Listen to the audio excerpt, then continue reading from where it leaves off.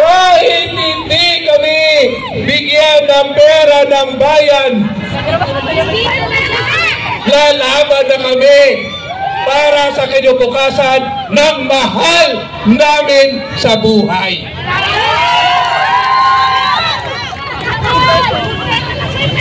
Kahit na walang ayuda, sabi ni ate, kahit walang kahit walang akap, pero may kinabukasan tayo. Ulitin ko po, Ama, maraming salamat. At hinipo mo ang aming mga kapatid na nandito ngayon na nagbibigay liwanag. Liwanag sa kinabukasan ng lahi ng bansang ito.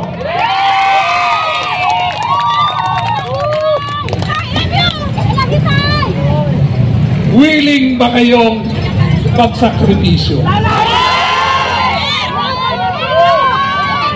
Willing ba kayo na magtiis sa tukso ng mga salapi?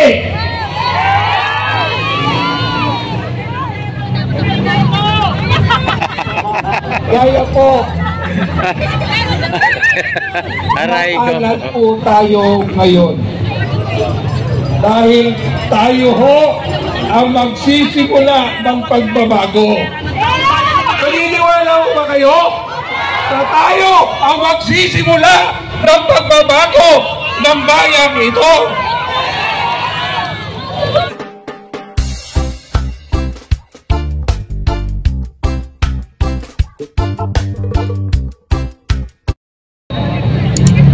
Oras ng pagkakaisa at pagmamahal.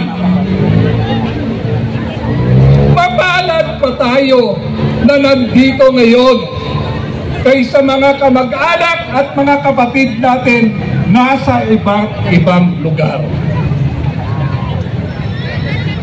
Ang inaasahan natin na gagabay, tutulong sa ating pangangailangan. Ilang ulit na tayong nabigo.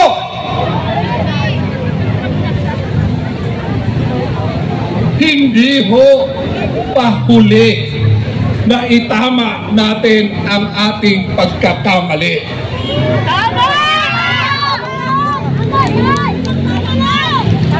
Ang pagkakamaling ito,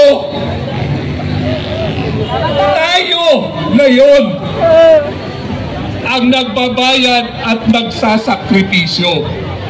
Pero higit na masasaktan ang mga anak natin at ang mga susunod na henerasyon. Kayo ho ba naniniwala na kaya nandito kayo dahil may misyon ibinigay sa inyo ang Ama natin? Naniniwala ho ba kayo ron? Ang pagbabago hindi kaya ng isang tao lang. Ikaw, kayo, ako, dapat magkaisa.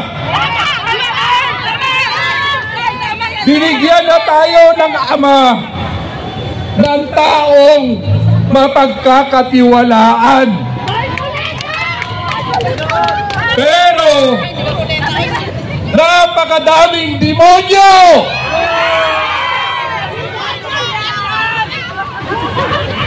na ginagamit ang salapi ng bayan. Ang salapi ng bayang iyan, tayong lahat ay nagbibigay ng pondo sa bayang ito. Wala ka mang trabaho, hindi ka man nagbabayad ng income tax, Pero ang lahat ng produkto na binibili mo, merong tinatawag yang VAT. At binabayaran nyo po yan. Ito pong gabing ito ay isang himala. Himala.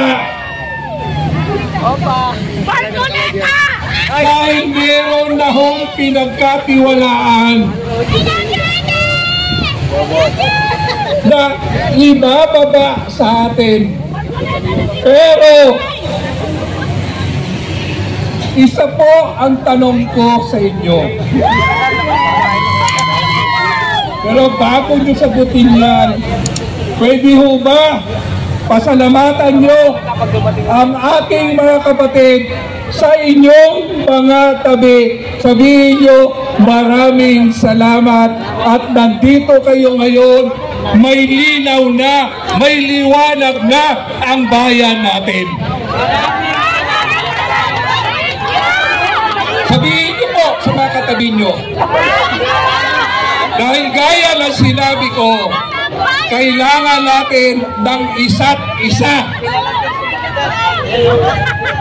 Kailangan natin tulungan ang taong pagpinagkatiwalaan, isinugo sa atin ni Ama. Kaya mga kapatid, uulitin ko, hindi lahat ay tinawag kayong gabing ito. Kayo lang! Kayo lang! Ang pinagkatiwalaan na magtutulong-tulong para sagutin ang bayan ito at ang ating taong bayan.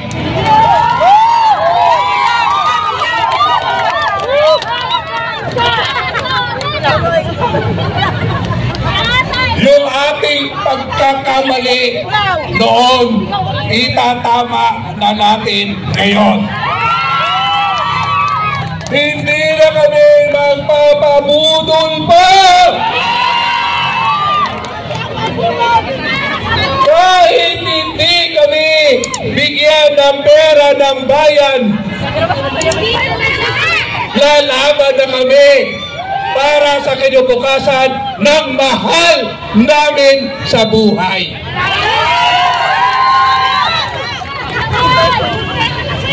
Kahit na walang ayuda, sabi ni ate, kahit walang kahit walang akar, pero may kinabukasan tayo. Ulitin ko po, Ama, maraming salamat. At hinipo mo ang aming mga kapatid na nandito ngayon na nagbibigay liwanag. Liwanag sa kinabukasan ng lahi ng bansang ito.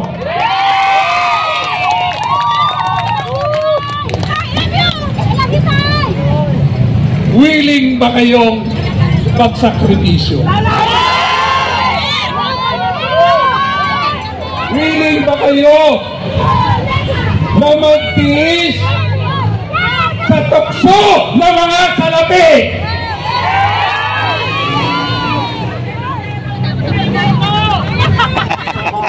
Kaya po,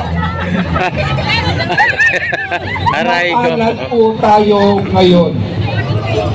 Dahil tayo ho ang magsisimula ng pagbabago. Naniniwala mo ba kayo na tayo ang magsisimula ng pagbabago ng bayan ito? At huwag ho tayong mag-alala. May sinugo na,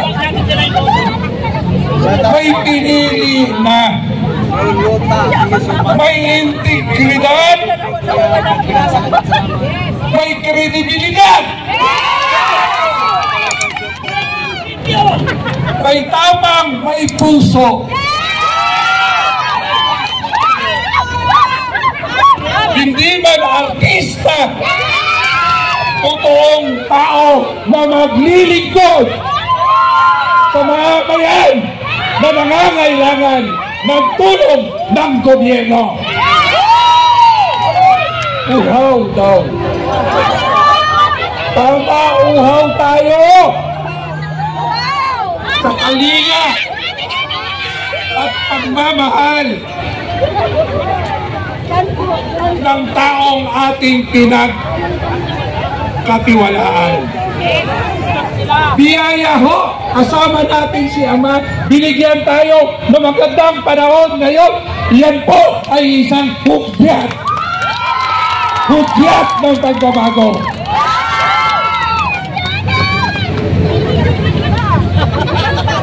Mga kapatid, nasa atin pagmamalasakit at pagmamahal na matubos natin ang bansang ito, ang bayang ito sa mga taong walang kabusugan, sa mga taong hindi makatao.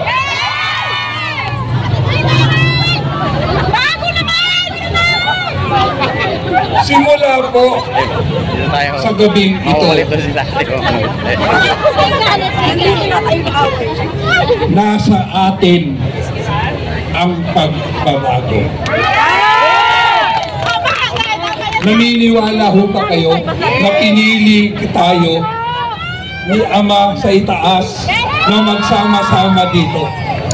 Dahil may misyon tayo para sa bayan natin at sa ating mga kababayan.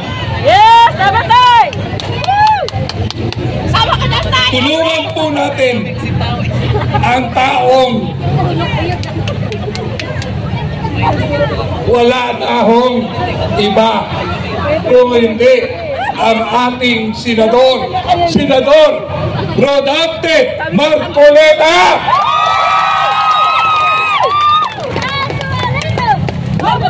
Willing kayo na maging bantay ni Senador Marcoleta? Willing kayo na ipagsabi sa mga kamag-anak ninyo sa probinsya ninyo na may tao na pinili para sakipin ang ating bansa, sakipin ang ating Pilipinas? Ama, salamat sa pagpapadala nyo ng aming kapatid na si Rodante Marcoleta. May pag-asa na kami. May pag-asa na ang mga ordinaryong tao. Salamat sa inyo. Maraming salamat sa inyo sa pagtugong ito. Magsisimula na ho ang digmaan sa pagbabago. Pero lulupuigin natin ang mga taong siya ang naging salot sa ating pagdudusa ngayon.